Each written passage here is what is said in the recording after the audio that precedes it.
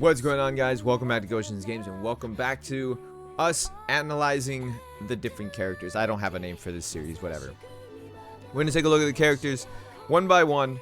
I'm going to tell you what I like about them. I'm going to tell you what I don't like about them, so you can make your own objective decision whether or not you want to max them or break them if you do happen to pull these characters. So today's character, we're going to talk about Piercing Flash Asuna, otherwise known as OS Asuna, Ordinal Scale Asuna, or Dark Asuna. One of my favorite characters to use in the game. Now, I don't have a remove button for the equipment. I don't know why, so I have to do this. I have to go on to somebody else, take her equipment off, so that way we can get a objective look on her. Oh no, she's not. I can't use her. Let me go on Canella and do it. So that way we can get an objective look at the character and why she's good, why, you know, looking at her stats and everything like that. Where are you? There you are. Alright. So here we go. We're going to take a look at OS Asuna. So looking at her stats, she's got low to moderate HP. She's a little squishy there. Her MP is decently high. Her attack is pretty high as well, sitting at 4675. Her magic attack doesn't matter because she does no magic abilities. Her defenses are actually really solid for this type of unit. So I'm actually really happy about that. Her speed is great. So looking at the character, let's go over what I like about her first. And no, it's not just because she's Asuna. Okay? There's always plus and minuses to every unit, and we're going to go over that. Positives. She has a high attack, which is absolutely fantastic that she has a high attack because all her abilities are attack based. So she's not one of those characters that I mentioned before where it's like she has an attack and magic attack, so it's kind of split, or she has like attacks, and then incarnate is magic, or the incarnate is attack, or you know, physical, and then the rest are magic. Nothing like that. She doesn't have anything like that. So she's a pretty straightforward character, and it's awesome to have that. Now her defenses are solid. Okay, they're solid. To take that into perspective, if we go over to, well, I put her equipment back on her, but with the new Light Maiden Alice equipment off, she actually has less defenses than this Asuna does. So Asuna has decent defenses and a high crit, and she's very fast, sitting at 339 for her speed. So that is awesome. She is one of the fastest characters in the game, which I absolutely love that. Her abilities, she is a break character. She lowers physical resistance on enemies when she does her assault, which is an extra strong because some characters, they're relegated to just being strong on their attacks if they do debuffs and stuff like that. She's not one of those. She does extra strong damage and she lowers physical resistance, so she has that damage multiplier on the extra strong.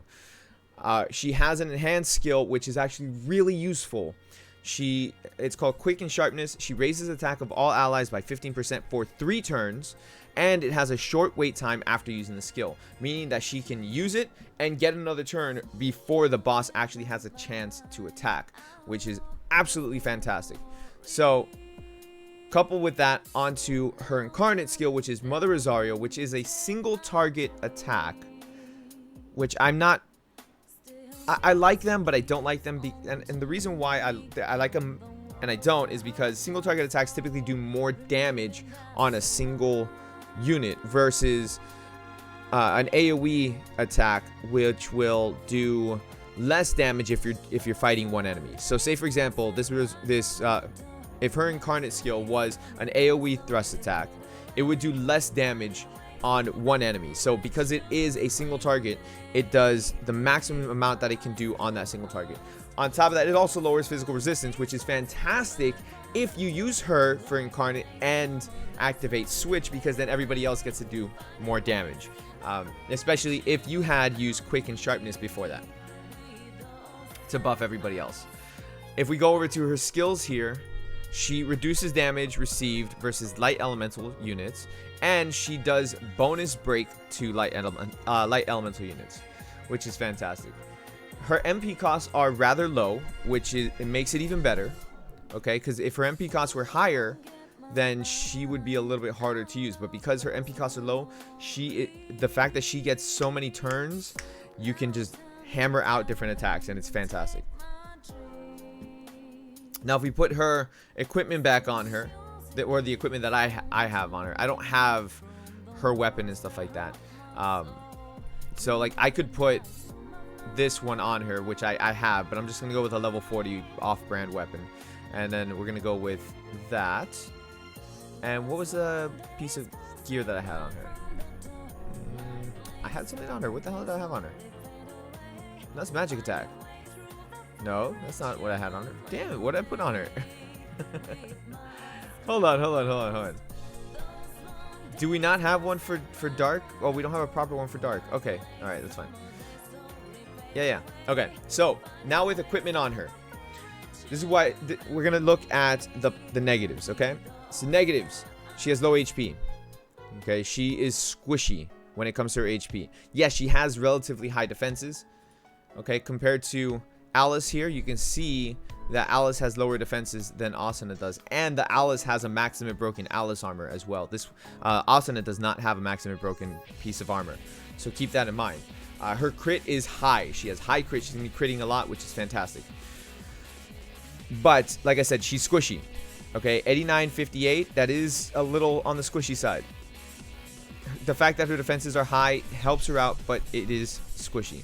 Her attack is relatively high. Like, it could be higher, but it's not terrible. Like, if I take let's look at Leafa's attack, 6405.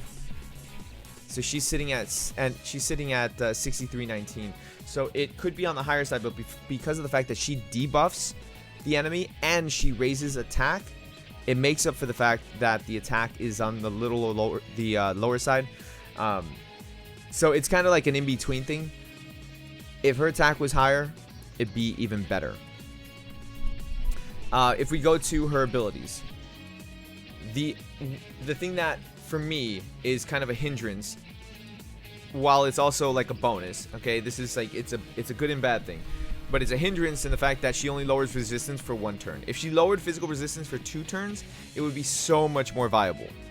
Okay, but it's only 1 turn, making it a little bit hard to work around it. Okay, because most of the time, by the time you use this, the boss has his turn, and then you can't take advantage of it. So the best way to take advantage of it is to have her be the first person to attack, or to do the incarnate attack with her. That is the best way to take advantage of the fact that she lowers physical resistance. If she had it for 2 turns, you could play around it a little bit more. I know that a lot of bosses, they can attack 2 and 3 times in a row, but every now and then you'll have a boss that just attacks once, or like that 1 turn they'll be charging, or like they'll do something, like they'll have whatever their gimmick is, they'll have it for that 1 turn. And so if her lowering physical resistance was 2 turns, it would be so much better. Other than that, she doesn't really have a lot of downsides to her, which is what makes her an extremely good unit to use for pretty much any situation. Like, I typically bring her for pretty much everything that I can anyways, because she is that good. She's extremely viable.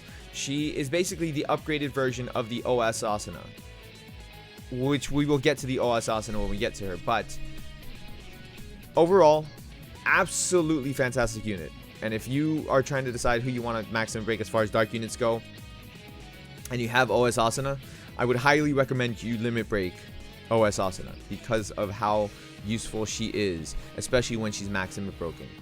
So anyways, guys, thank you so much for watching. I really appreciate it. Make sure you hit that like button, subscribe if you guys are new. And I can probably see in the comments, you guys are like, oh, can you do an analysis on this character? We're going to get to all of them that I can get to if I have them. Because I'm not going to do this on a character if I don't have the character to use, or if I haven't used them at all. I want to do this on characters that I personally have and I personally use. So I hope you guys are enjoying these videos. Make sure you subscribe. Join me over on Twitch, link down below, so you know when I go live for other games. You can join me for that. I really appreciate that. Also follow me on Twitter so you can get like more behind the scenes stuff and like have different conversations with me stuff like that. So thank you guys so much for watching. Everybody, stay cool. Oh, and join the Discord. Bye.